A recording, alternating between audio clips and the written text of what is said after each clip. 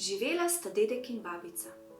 Dedek je dejal babici: "Babica, speci kolačke, jaz bom pa zapregel sani in se bom odpeljal lovit ribe." Ded je nalovil za poln voz rib. Peljal se je domov in zagledal, da leži na poti lisica. Zlezel je ded z voza in se je približal. Lisičica pa se ne gane in leži kakor mrtva. Imenitno, kaj sem našel? Moja žena bo nosila lisico na kožuhu. Dedek je pobral lisico in jo naložil na voz, sam pa je hodil spredaj. Lisica pa je počakala na pravi trenutek in je pričela metati z voza ribico za ribico, ribico za ribico. Zmetala je vse ribice in še sama potihem zlezla z voza. Dedek je prišel domov in poklical babico. "No, ženka, pripeljal sem imeniten ovratnik za tvoj kožuh." Babica je stopila k vozu. Ali na vozu ni bilo ne ovratnika in ne rib? Pričela je zmerjati starčka. Ti starina, kaj ti je prišlo na misel, da si me ukanil?" Tedaj šele je dedek spoznal, da lisica ni bila mrtva. Mislil je in premišljal, kaj naj stori. Medtem pa je lisička pobrala vse ribe po cesti, jih zložila na kupček, sedla in začela jesti. Prišel pa je k njej volk. "Zdravo, tetka, daj mi malo kosila." "Jaz jem svojega, ti si ga pa preskrbi." "Daj mi ribice, sam si jih nalovi, pa jih boš lahko jedel." "Toda jaz jih ne znam." Saj sem si jih tudi jaz nalovila."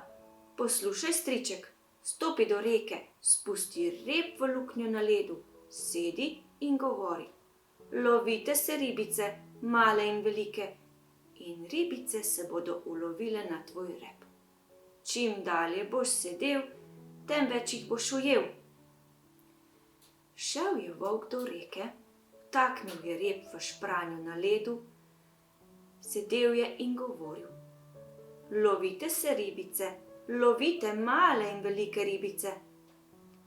Lisica pa je hodila okoli volka in govorila: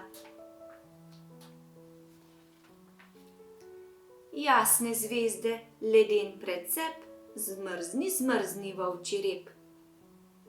Volk je vprašal lisico: "Kaj pa govoriš, tetka?"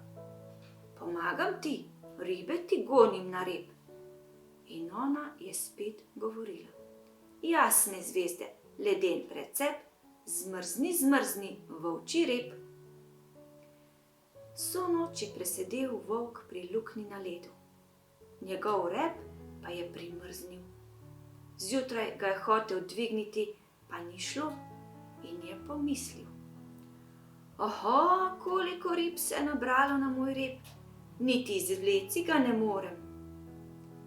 Tedaj pa je prišla žena z vedri po vodo. Zagledala je volka in zavpila: "Volk, volk, ubijte ga!" Volk je vlekel sem in tja, repa pa ni mogel izvleci. Žena je vrgla vedrici stran in pričela tepsti volka s poverkom. Tolkla je in tolkla, volk pa se je vzpenjal in trgal. Končno si je odtrgal rep in začel bežati. Dobro, teta, je pomislil, to ti bom pošteno plačal." Lisica se je splazila v kočo, kjer je živela ta žena. Najedla se je iz znečk testa in si še glavo namazala s testom. Nato je stekla na cesto, vrgla se na tla in stokala. Nasproti je prišel volk. "Poglej, teta, kako si me učila loviti ribe, poglej, kako so me vsega pretepli." Lisica mu je odgovorila: "Striček, ti nimaš repa, zato pa imaš celo glavo, meni pa so glavo razbili. Poglej, možgani so mi izstopili in komaj se vlečem." "Res je," je dejal volk. "Kam misliš iti, teta? Sedi name, nesel te bom."